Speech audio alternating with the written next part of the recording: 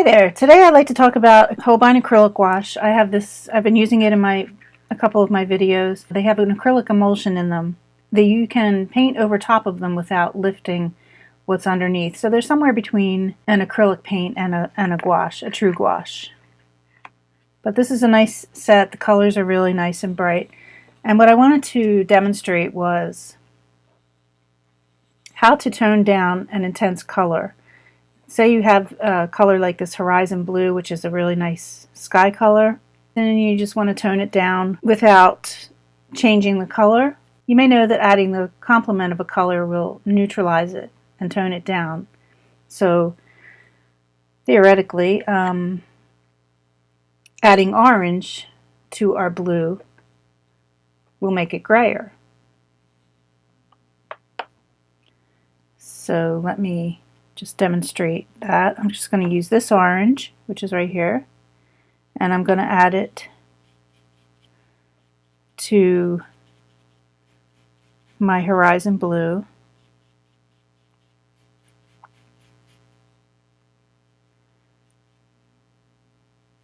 Add a little bit more because I want it to be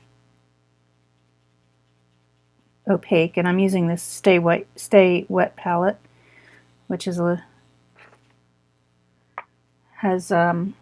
it's great for keeping your colors wet while you're using them. Okay, so I've added the orange, and I'm going to put a little bit here on my paper.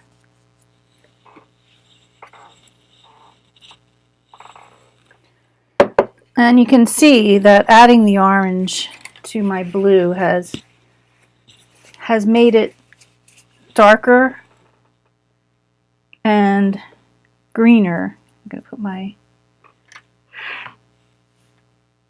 horizon blue right next to it.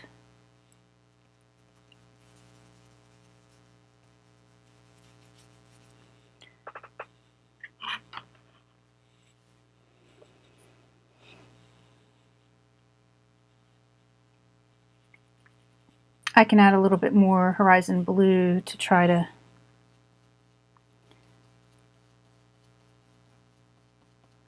lighten it up. It's just, I'm not really getting a nice gray here. Not the gray that I want. I just want this blue to be less intense. So I have to decide, what do I have to add to get rid of the green? And the reason that it's turning green is because the orange that I'm using has a little bit too much yellow in it for it to be a real true complementary for my blue. So I'm just going to add, I'm going to take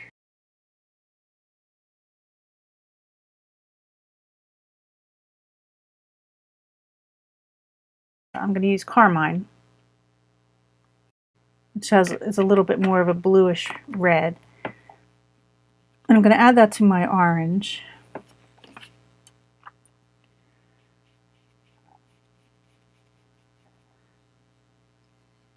To make an orange that is not quite so yellow. And let's see if I add that to my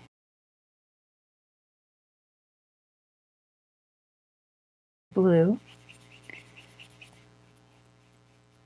You can see that my blue has become a bit more neutral.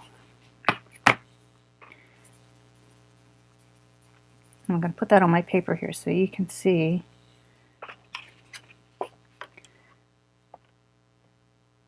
It's still darker, but it has become less greenish than what I had originally.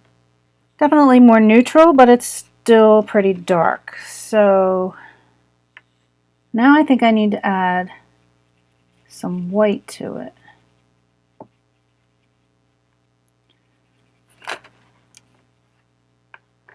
To lighten it up.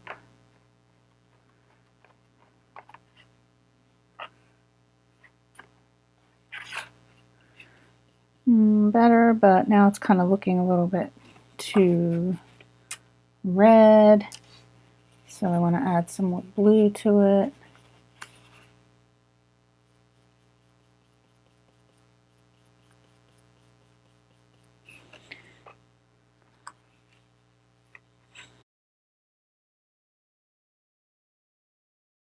I want to check the value next to my original blue, still darker. I could go on like this for hours probably trying to get the right color, but I have another solution, which is to add neutral gray. Holbein has 4 versions, 4 values of neutral gray. Some paint manufacturers have neutral grays in their color ranges. Golden heavy body acrylics have a full range of 10 neutral gray values, and Williamsburg oil paints has a little bit of more abbreviated range where you have 4 values, just like this, but they're different values. They're more evenly spaced. So you can just mix between the values to get an intermediate value if you need it. And Holbein Acryla Gouache has this range of 4 values. And it's nice because they list the Munsell value right on the tube. Some manufacturers, they may not list it on the tube, but you may be able to find it on their website. For example, Gamblin and Golden both have pages where they list the Munsell values for their colors. Munsell is a system of describing colors according to their hue, value, and chroma. Hue is just the color, you know, an orange. It could be a reddish orange, or it could be a more of a yellow orange. Chroma is the intensity of the color. Some colors are much more intense naturally than others. So say this orange, the chroma is 14. My yellow ochre, which is an earth color, the chroma is 8. Earth colors usually have a lower chroma. And value is the lightness or darkness of a color. Here the values are broken down into a range from 1 being black and 10 being white. I made this value scale with Holbein Acryla Gouache using jet black and titanium white. And these are the 4 neutrals, neutral grays that they have. So you can see how much bluer the jet black and the titanium white together, because the jet black is basically a low chroma blue, and when you add that with titanium white, which is a very cool pigment, you're going to have a bias that goes towards the cool spectrum. But the neutral grays have no bias. There's no warmth, there's no coolness to it. Although these do look warmer next to these colors, the neutral grays actually have no hue or chroma, only value. So adding it to a color will lessen the intensity of the color without adding any color bias. It won't make your color greener, it won't make it more violet. And if you add the exact value of neutral gray, it will lessen the intensity of the color without darkening or lightening it. My horizon blue, straight out of the tube, has a value of 7.5. The hue is 5B, and I wanted to show it to you on, because the Munsell system is a system of standardizing color. I made this color wheel in a Munsell class where we were learning the system and using different oil colors to mix the colors on the Munsell wheel. And you can see that this is 5B, and this was mixed with an oil color with probably some phthalo blue and titanium white. So this has a value of 5B, and you can see how the horizon blue, which has a value of 5B, even though this is a completely different type of paint, it's an acrylic gouache, and this is oil, the Munsell system just standardizes. It's just kind of a language to talk about color without saying, oh, you know, this is horizon blue. Horizon blue could basically mean anything. But this, you know, the Munsell system is a way of talking about color where it's consistent across all mediums. So it's not, you know, it's very valuable to learn because you'll learn a lot about hue and value and chroma and intensity of colors and lightness and darkness of colors. It's just it's a really great thing to learn about. I'll leave some links if you want to read more about it. But for our purposes right now, I just want to talk about the value of this horizon blue and the value of our neutral gray number 2, which is, it says number 2, but it's not value 2, it's actually value 7.5, which is a little bit confusing. But you can see, let's see, the neutral gray number 1 has a value of 8.5, that's the lightest. The number 2 has a value of 7.5. Number 3 has a value of 5.5. And number 4 has a value of 4, so that one's right on.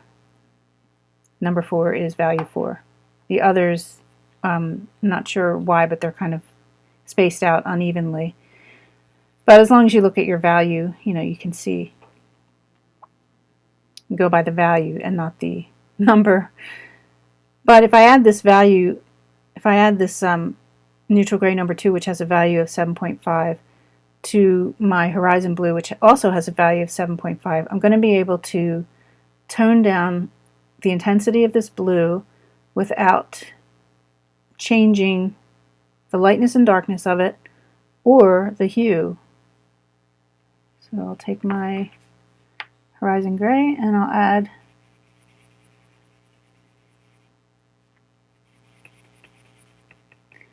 trying to keep it very opaque so that it doesn't affect the transparency, won't affect the color that I'm trying to achieve here. And I'm just going to place this next to my original horizon blue.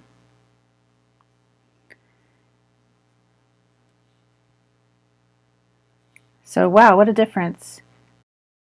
You can see that I've very quickly been able to tone down my blue, and if you squint at it, you can see all the different values of adding the orange, adding the red to the orange, adding the white, and how I was never, within all those tries, I was still never able to get keep the value that I wanted to keep. But if you squint at these two, they're very close in value. And it hasn't gone towards green or purple or red or anything. It's still, it's a much, much less intense version of this color, but still it has still kept the value. So all I've changed is the intensity of the color, not the hue or the value. I could, of course, change the value and lessen the intensity if I add a lighter value neutral gray. It'll lessen the intensity of my blue, but it will also lighten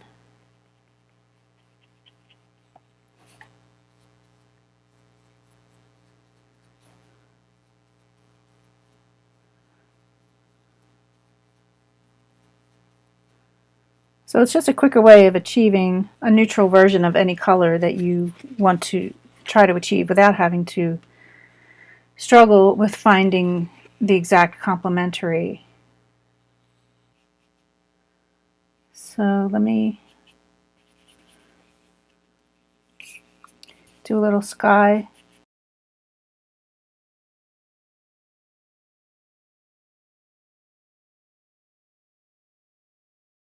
And now I'm going to take some white and do a cloud.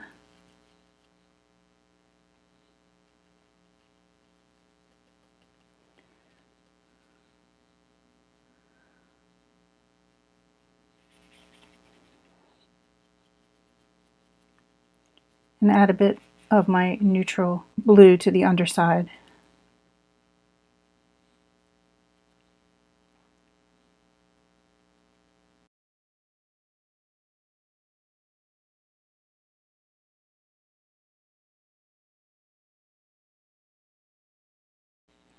So here you can see I did this quick cloud study using horizon blue and adding white as it goes down towards the horizon, and then adding in some titanium white for my clouds. I just added some neutral gray to my horizon blue. So the underside of the cloud is the same, pretty much the same value as the darkest part of the sky, but it's just much less intense. So if you've ever struggled with trying to get the exact color of the underside of a cloud by adding the complementary color of blue, and it ended up being too green or too, not exactly the color that you want, you could try adding some neutral gray to your blue and using that as the underside of your cloud shadow. So thanks for watching my video, and if it's helped you, please feel free to subscribe to see any future videos. And if you have any questions or any subjects you'd like to see covered in a video, just leave a comment below. I'll see you in the next video.